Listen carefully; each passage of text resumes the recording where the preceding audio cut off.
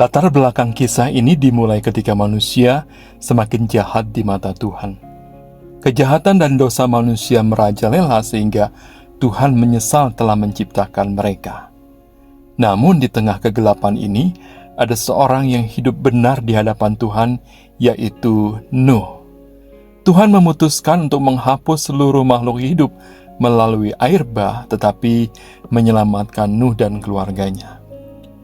Tuhan memerintahkan Nuh untuk membuat sebuah bahtera dari kayu gofir, sejenis kayu resin. Ukuran bahtera ini luar biasa besar, panjangnya 300 hasta, lebarnya 50 hasta, dan tingginya 30 hasta.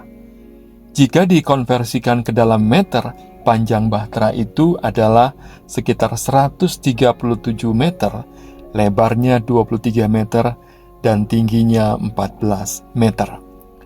Bahtera ini bukan hanya untuk menyelamatkan Nuh dan keluarganya, tetapi juga untuk berbagai jenis hewan. Tuhan memerintahkan Nuh untuk membawa sepasang dari setiap jenis hewan yang tidak haram dan 7 pasang dari jenis hewan yang haram, serta persediaan makanan buat semuanya. Ketika bahtera selesai, Nuh, istrinya, ketiga anaknya, Sem, Ham, dan Yafet, dan istri-istri mereka bersama dengan semua hewan yang telah dikumpulkan masuk ke dalam bahtera. Setelah mereka masuk, Tuhan sendiri yang menutup pintu bahtera. Kemudian air bah mulai turun selama 40 hari, 40 malam tanpa henti. Air naik hingga menutupi seluruh bumi, bahkan hingga gunung-gunung tertinggi terendam oleh air.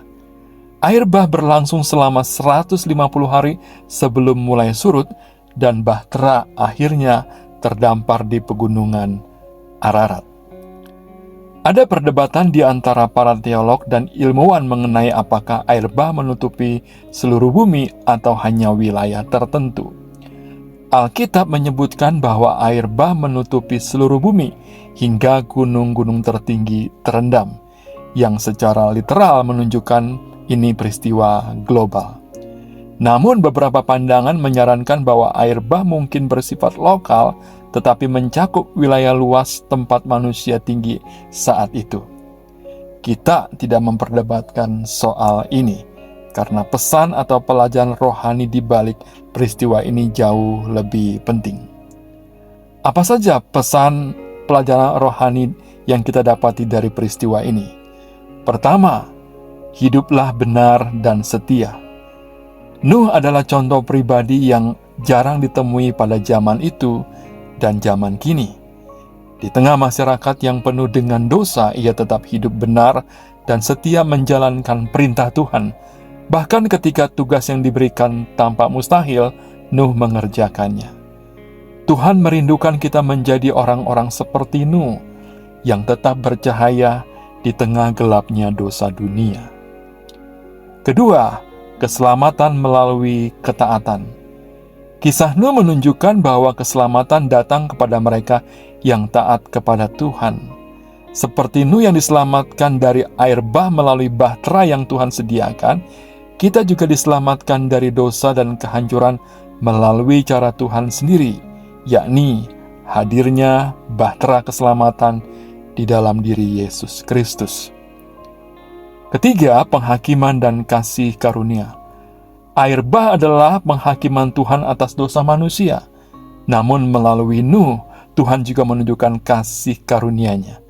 Ini mengingatkan kita bahwa meskipun Tuhan menghakimi dosa, Dia juga penuh kasih dan menyediakan jalan keselamatan. 4. Kesetiaan Tuhan. Setelah air bah surut, Tuhan membuat perjanjian dengan Nuh, diwakili hadirnya pelangi, bahwa Dia tidak akan lagi menghancurkan bumi dengan air bah. Ini mengajarkan kita tentang kesetiaan Tuhan terhadap janjinya. Adapun referensi Alkitab dari kisah ini dapat ditemukan dalam kitab Kejadian 6-9. Kiranya kita semua boleh diberkati melalui kisah ini. Amin. Apabila kamu diberkati dengan kisah Alkitab ini, berikanlah like, subscribe, dan komen Jangan lupa bagikan pesan ini kepada orang-orang yang membutuhkan. Sampai jumpa, Tuhan Yesus memberkati.